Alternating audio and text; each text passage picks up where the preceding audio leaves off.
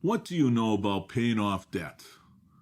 What do you know about paying off debt? We'd like to speak about the debt of love today in this devotion, which is taken from the book of Romans, Paul's letter to the church in Romans, chapter 13, verses 8 to 10. I'm Pastor Krause, coming to you from Christ Lutheran Church in Pewaukee, Wisconsin, bringing you the word of our God.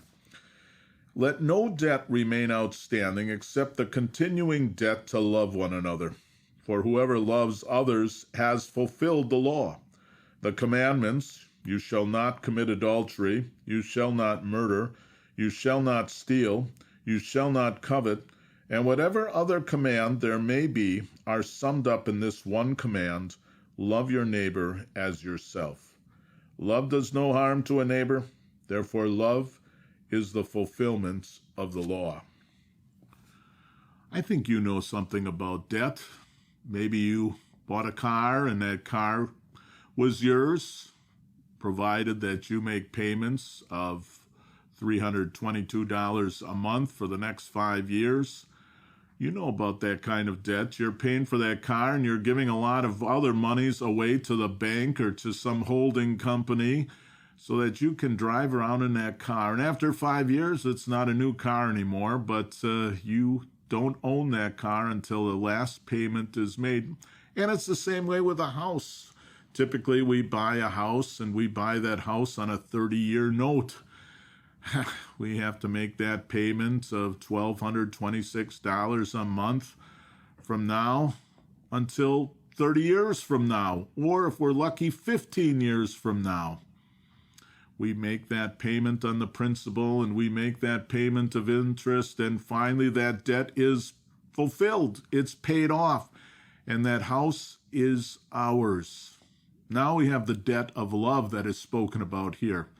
When do you pay off the debt of love in your life? Is it 5 years from now? Is it 30 years from now?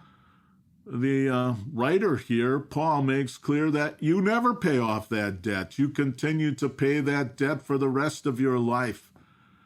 How is the law fulfilled? The law is fulfilled in love.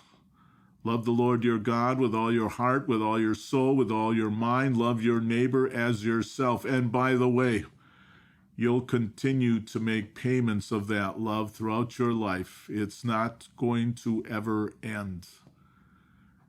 That means that we show love to our family, show love to our spouse, show love to those who are close to us, and sometimes that is the hardest place to show love.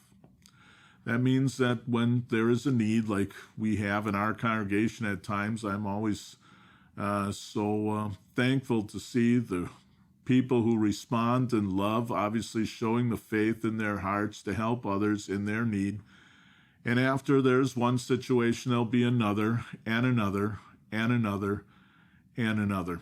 How much do we need to give? How much do we need to show? How much love do we need to give to all people in these situations? It never ends, and it will never end. Who is the model when it comes to showing such love? It's not me.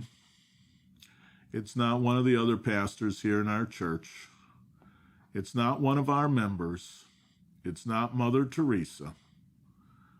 The great model is Jesus Christ, who loved you so much that he died for you on a tree, who forgave you all your sins, who equips and empowers you to love and encourage you to love in the same way that he has loved you.